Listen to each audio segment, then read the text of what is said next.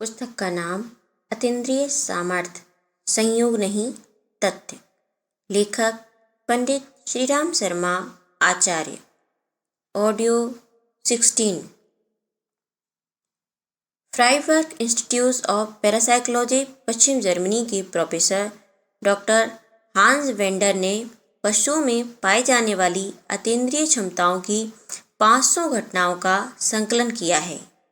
इन घटनाओं में Freiburg park की एक ऐसी चिड़िया का उल्लेख है जो मित्र राष्ट्रों द्वारा की जाने वाली बमबारी की सूचना ठीक 15 मिनट पहले चिल्ला चिल्ला कर देने लगती थी। इस संकेत के सुनते ही स्थानीय नगर निवासी सुरक्षित स्थानों में पहुंच जाते थे। इस प्रकार उस पक्षी ने अनेक अवसरों पर हजारों लोगों की जान बचाने के लिए भावी आपत्ति की पूर्व सूचना दी। एक दिन सूचना देने का अपना कर्तव्य पूरा करके जब वह अपने छिपने के लिए निरापद स्थान की तलाश कर रही थी, तभी बमबारी होने लगी और सबकी जान बचाने वाला वह पक्षी अपनी जान गंवा बैठा। स्थानीय निवासियों को जब उसकी मृत्यु का पता चला तो उसी पार्क में उस पक्षी का एक भव्य स्मारक बनाकर उसे श्रेष्ठतम नागरिक का अलंकरण प्रदान कर दुखी संतप्तों द्वारा श्रद्धांजलि अर्पित की गई। प्रसिद्ध मनोविश्लेषक श्रीमती रेनी हाइंस ने अपनी पुस्तक द हिडन स्प्रिंग्स में पशुओं में पाई जाने वाली ऐसी अतीन्द्रिय क्षमताओं के अनेक उदाहरणों का संकलन किया है। उसमें एक ऐसे कुत्ते का दृष्टांत दिया गया है जिसके मालिक का घर आने का समय अनिश्चित रहता था। उसने एक चीनी रसोइया नौकर रखा हुआ था ताकि हारे थके हुए घर लौटने पर गर्म भोजन तत्काल मिल सके। वह कुत्ता मालिक के लौटने से 3-4 घंटे पूर्व ही रसोइये को मालिक के आने की सूचना उसके कपड़े खींचकर अथवा विशेष आवाज में बोलकर दे देता था। रसोइया इस संकेत को समझकर तुरंत भोजन बनाने की तैयारी में जुट जाता और मालिक को पधारते पर गर्मा गर्म भोजन तैयार मिलता। कुत्ते द्वारा बिना टेलीफोन के दी जाने वाली यह सूचना कभी भी गलत नहीं निकली। The psychic power of animals नामक पुस्तक में मानवेतर प्राणियों में पाई जाने वाली अतीन्द्रिय शक्तियों संबंधित कई घटनाओं को संकलित किया गया है। उसमें लेखक ने अपने ही एक अनुभव का उल्लेख इस प्रकार किया है कि एक दिन मैं अपने घोड़े पर सवार होकर कहीं जा रहा था। अचानक घोड़ा 1 मिनट के लिए अड़ गया। काफी मारपीट करने और जोर लगाने पर भी वह टस से मस नहीं हुआ। उसी समय थोड़ी दूर पर बिजली गिरी। यह देखकर मेरे मन में अपने घोड़े के प्रति असीम प्यार उमड़ पड़ा, क्योंकि यदि वह अपने स्थान से चल देता तो हम दोनों की मृत्यु हो जाती। एक और विचित्र घटना अमेरिकी राष्ट्रपति अब्राहम लिंकन से जुड़ी है। उनका प्यारा कुत्ता पैट, जो व्हाइट हाउस में बंधा था, लिंकन की हत्या से कुछ समय पूर्व विचित्र प्रकार से भौंकने एवं अपने स्थान पर ही बेचैनी से चहलकदमी करने लगा था। सोसाइटी ऑफ पैरासाइकोलॉजी रिसर्च के डॉक्टर जेवी रायन ने कबूतरों के पैर में नंबर डालकर कई प्रयोग किए। उसमें 167 नंबर के कबूतर की एक घटना इस प्रकार है। एक विशिष्ट कबूतर को पालने के लिए एक लड़के की नियुक्ति की गई। उसका नाम हग ब्रेडी परकिंस था। सर्दी का मौसम था। उस लड़के को एक रात फ्रॉस्ट वाइट के कारण तकलीफ हुई। शल्य चिकित्सा के लिए उस लड़के को 120 मील दूर अस्पताल ले जाया गया। दिन में ऑपरेशन संपन्न हुआ। रात को वह लड़का हॉस्पिटल के एक कमरे में सोया हुआ था। बाहर बर्फ पड़ रही थी। बर्फीली हवा भीतर न आए इसलिए खिड़की दरवाजे बंद रखे हुए थे। तभी खिड़की के शीशे पर कुछ फड़फड़ाहट की आवाज़ सुनाई पड़ी। नर्स ने जो ही खिड़की खोली, कबूतर भीतर घुस गया। इसकी आहट पाकर लड़के की नींद खुल गई। लड़के ने नर्स से पूछा, इसके पैर में बंधे हुए टैग पर कहीं 167 नंबर तो नहीं लिखा है। नर्स ने उसके कथन को सही पाया। ग्रह नक्षत्रों की तरह ही अन्य जीवधारियों एवं मनुष्य में भी एक विशिष्ट विद्युत का प्रवाह निसृत होता है। वह एक दूसरे को बांधता है। इस प्रकार समस्त मनुष्य जाति का प्रत्येक सदस्य एक दूसरे के साथ अनजाने ही बंधा हुआ है और जिन धागों को वह बंधन कार्य करना पड़ता है, यही एक दूसरे तक उसकी सत्ता का भला बुरा प्रभाव पहुंचाता है। एक व्यक्ति दूसरे के विचारों से अनायास ही परिचित एवं प्रभावित होता रहता है। यह आगे की बात है कि वह प्रभाव कितना भारी हल्का था और उसे किस कदर किसने स्वीकार किया या अस्वीकार किया।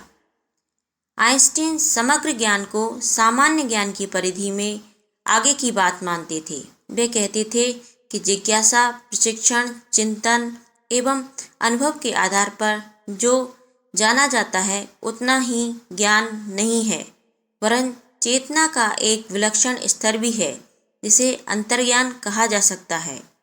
संसार के महान आविष्कार इस अंतर्ज्ञान प्रज्ञा के सहारे ही मस्तिष्क पर उतरे हैं।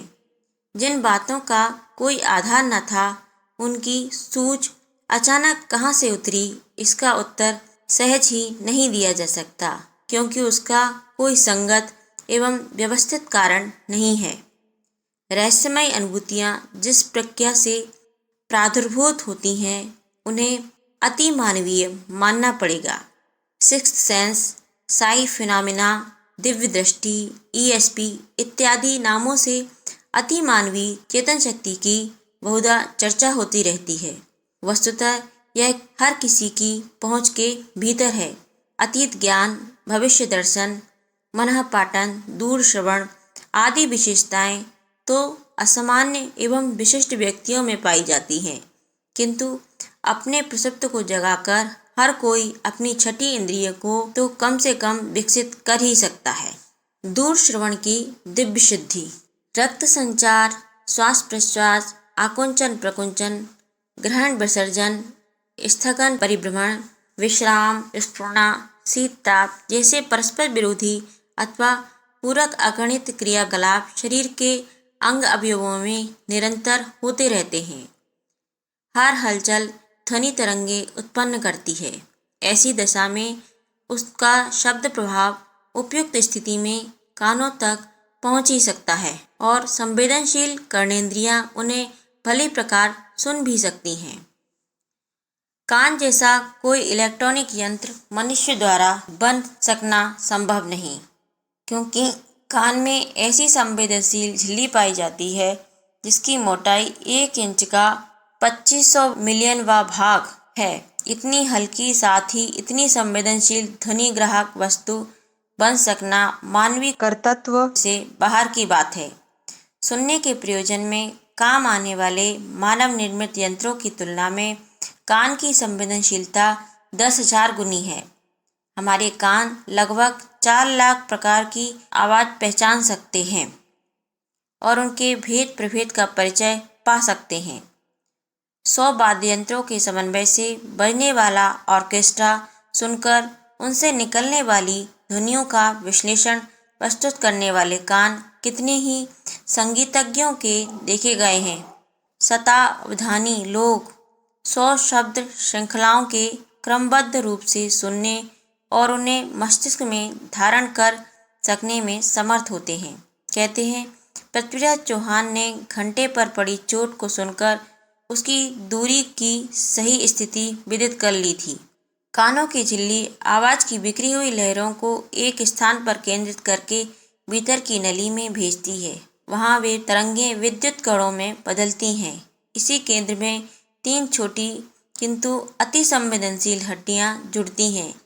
वे परस्पर मिलकर एक पिस्टन का काम करती हैं। इसके आगे लचका युक्त घोंगे की आकृति वाले गट्ठर में पहुँचते पहुँचते आवाज़ का स्वरूप फिर स्पष्ट हो जाता है।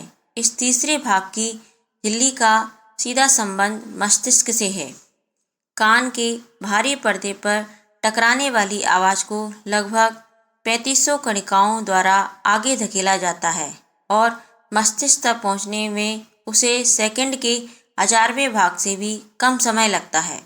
मस्तिष्क उसे स्मरण शक्ति के कोष्ठकों में विभाजित करता है।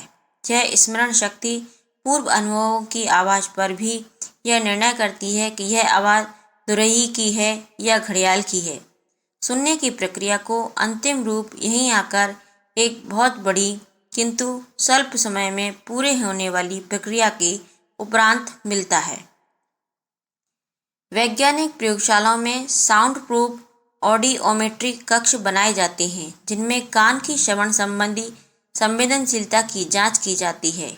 न्यूजर्सी की एक प्रयोगशाला में ऐसे ही एक प्रयोग के दौरान एक चिकित्सक को विचित्र अनुभूति हुई।